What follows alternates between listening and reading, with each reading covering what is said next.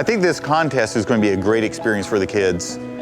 Certainly because they're going to have fun, but because I think it will maybe open their eyes to all kinds of opportunities.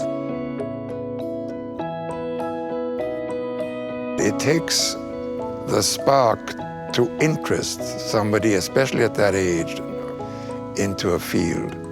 And it may well be that we are seeing the future Jack Northrops and Lee Andersons and so on.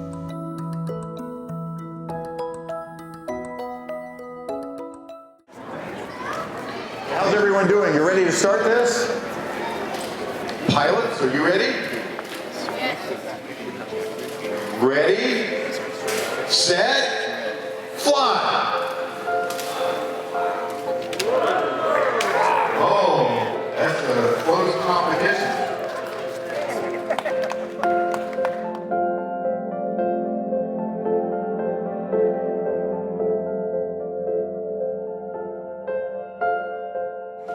How's it going? You won your heat. Second round. How far did it go? He said about 77 feet, and he said it was the longest flight of the day. That's what he said, and it went past like the 4th line. So, I'm really excited. Fly. Wow. Nice boy. That is number.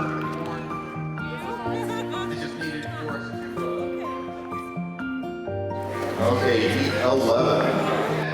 Fly. Very good. So, judge number 1. Winner is Arturo Valdenegro. Please come up here.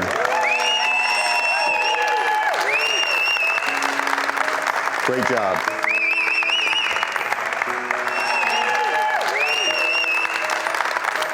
Congratulations. I hope he becomes an engineer, an aviation engineer. I think it was a fabulous success. I watched hundreds of kids walk out of there happy. So what did you guys think of the competition today? It was awesome. Really close. This isn't it. The Great Paper Airplane competition was just part of the overall project of what we're trying to do, which is to build the world's largest paper airplane and to fly it from 5,000 feet over the Arizona desert.